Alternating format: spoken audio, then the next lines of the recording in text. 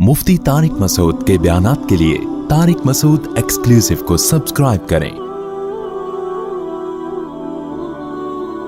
Tariq Masood exclusive.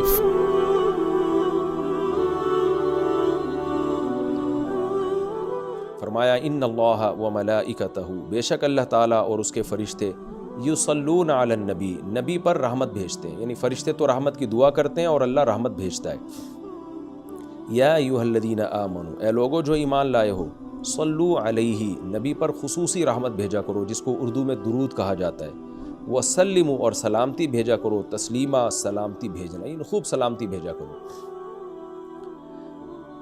तो ये आयत जब इस आयत की वजह से उलमा ने ये मसला फ़ुक़हा ने बयान किया है कि ज़िंदगी भर में एक मरतबा दुरूद भेजना हर मुसलमान पे फ़र्ज़ है, क्योंकि अल्लाह ने हुक्म दिया है।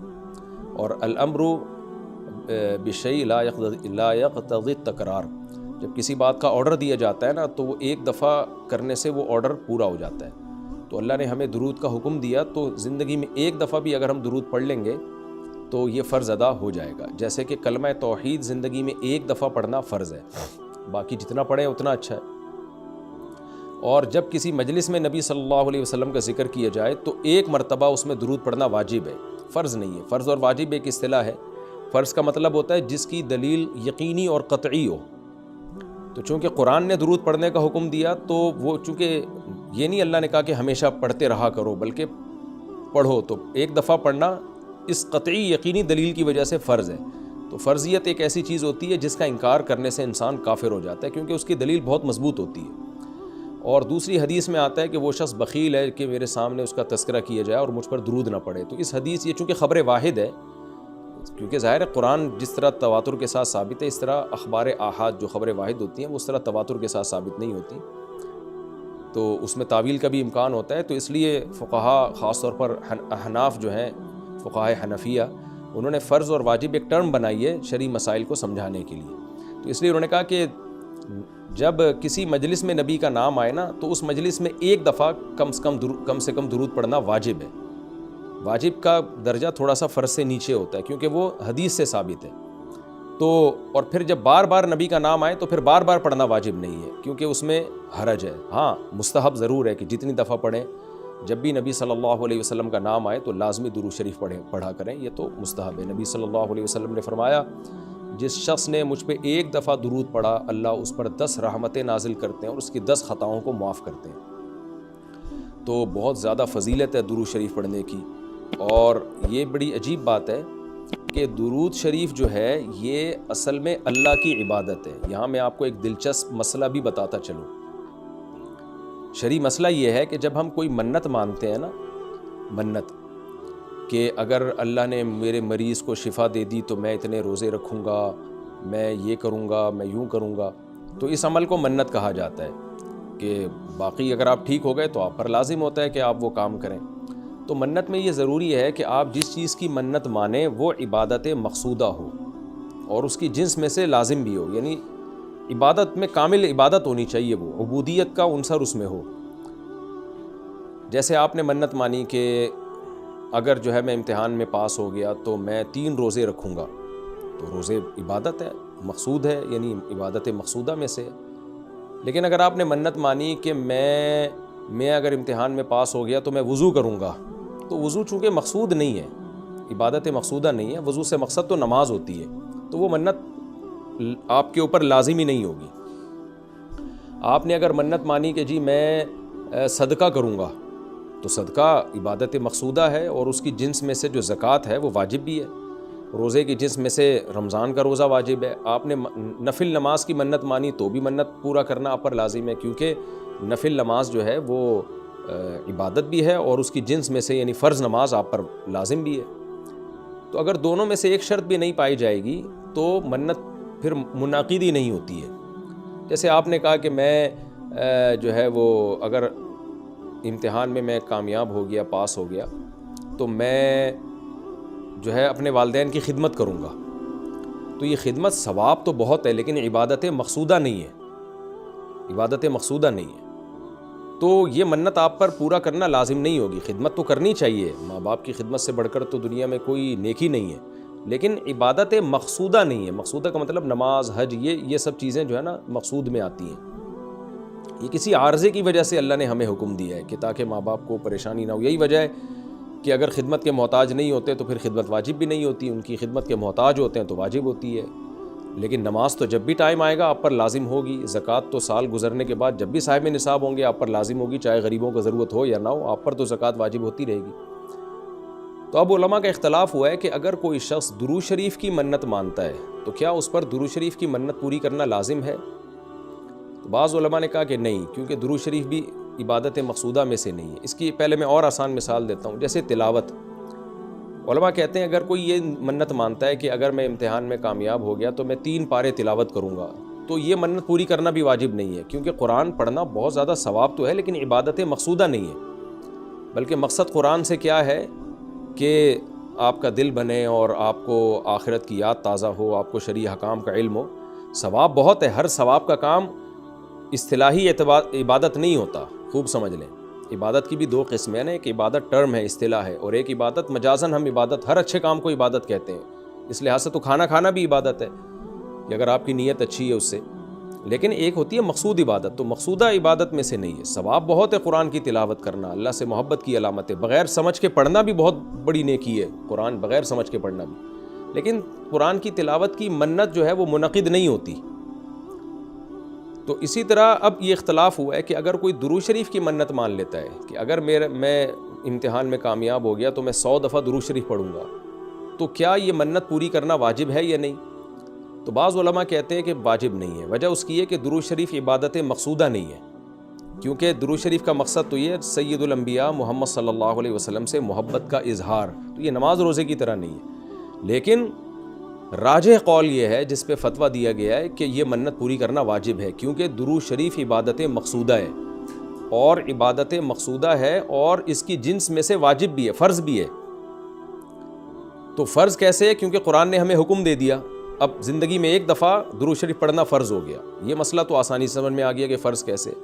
اب یہ ایک سوال پیدا ہوتا ہے عبادت مقصودہ کیسے ہے؟ نبی صلی اللہ علیہ وسلم کی تو عبادت جائز ہی نہیں ہے. اس کا بڑا دلچسپ جواب دیا حضرات فقہا نے کہ درود شریف اصل میں اللہ کی عبادت ہے جو ہم اللہ کو خوش کرنے کے لیے کرتے ہیں، کیونکہ اللہ نے ہمیں آرڈر دیا ہے.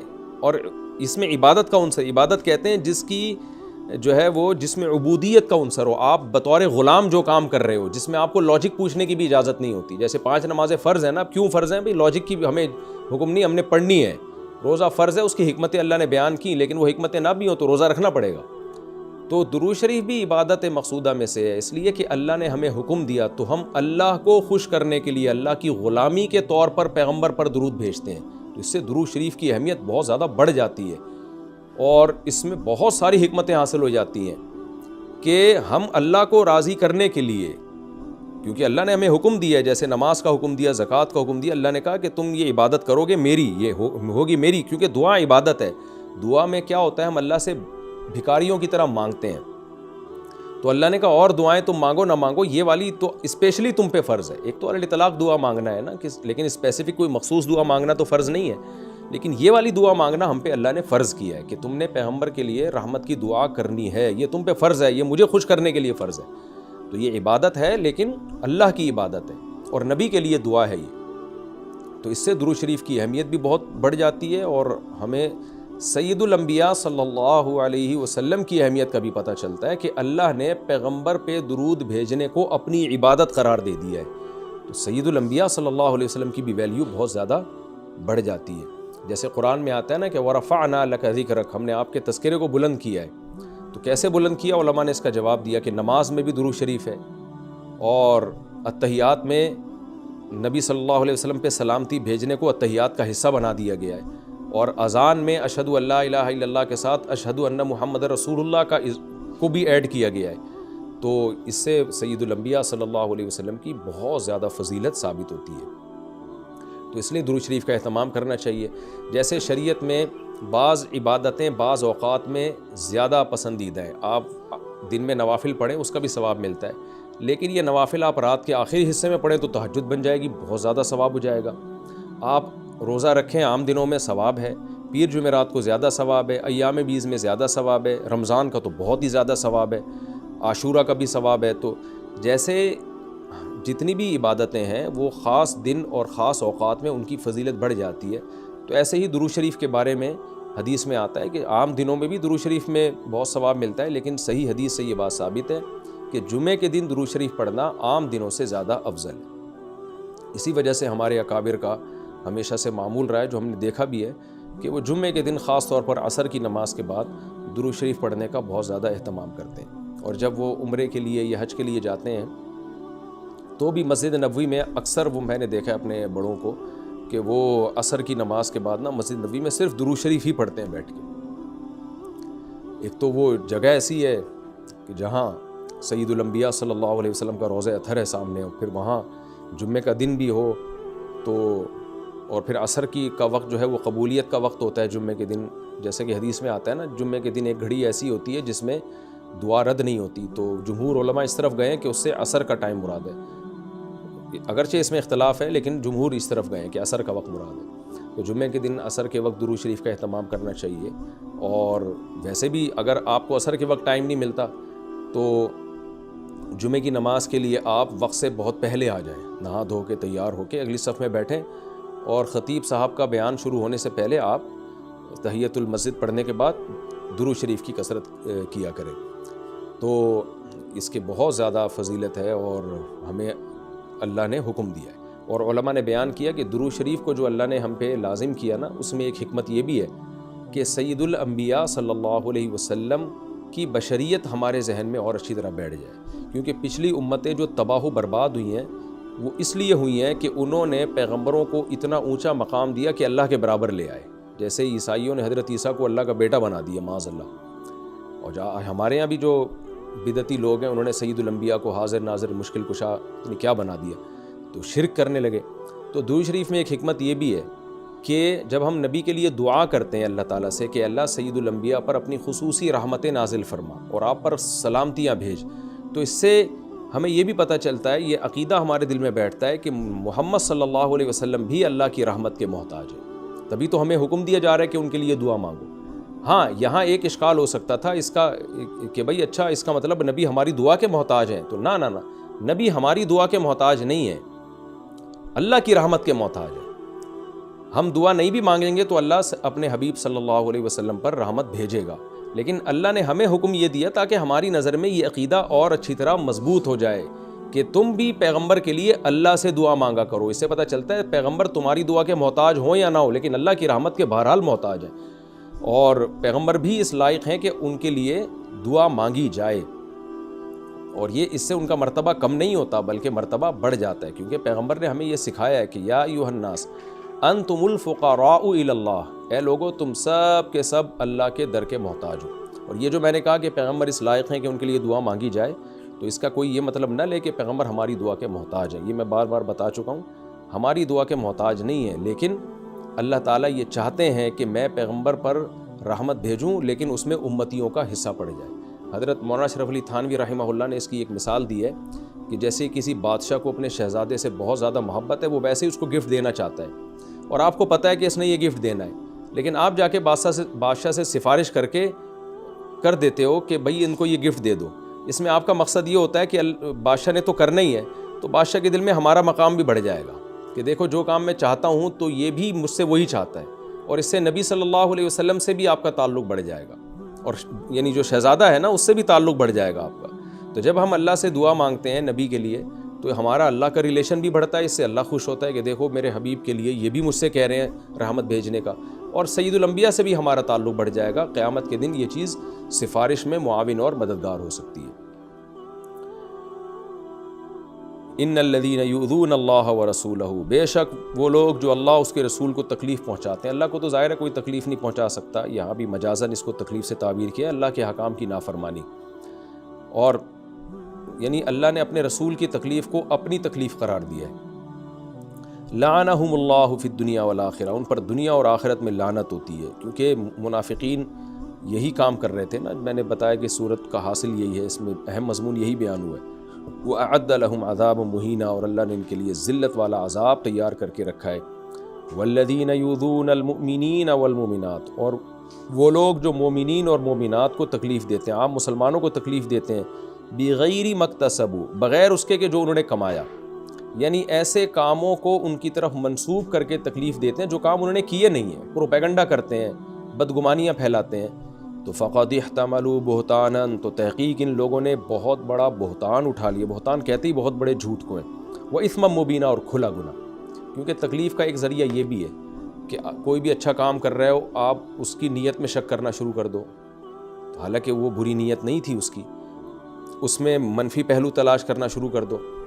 مجھے کسی نے کل کہا کہ بھئی ایک صاحب ہیں جو دین کی تبلیغ کر رہے ہیں اور یوں بائکوں پہ بیٹھ کے شو مار رہے ہیں۔ میں نے کہا بھائی یہ ضروری نہیں کہ شو مار رہے ہو، وہ نوجوان طبقے کو اپنے قریب کرنے کے لیے ہو سکتا ہے یہ کر رہے ہوں، کہ نوجوان طبقہ اسی طرح سے بائکوں کے ذریعے قریب آ جائے گا، تو دل کی حالت تو کسی نے نہیں دیکھی نا، تو ہم فوراً کسی کے عمل کو نیگیٹو کیوں لے کے چلے جاتے ہیں؟ تو اس میں بہت احتیاط کی ضرورت ہوتی ہے کہ آپ نے کسی کی طرف وہ عمل منسوب کر دیا جو وہ کر نہیں رہا، آپ نے کہہ دیا کہ یہ شو مار رہا ہے، حالانکہ وہ نہیں شو مار رہا، آپ نے کہہ دیا وہ دکھلاوا کر رہا ہے، حالانکہ اس کی نیت دکھلاوا کی نہیں ہے۔ تو ہماری سوسائٹی میں یہ بہت ہے، تو اللہ نے اس پہ بھی پابندی لگائی کہ جو کسی بھی طرح سے ایمان والے مرد اور عورتوں کو تکلیف دیتے ہیں تو بہت بڑے گناہ کے وہ مرتکب ہوتے ہیں۔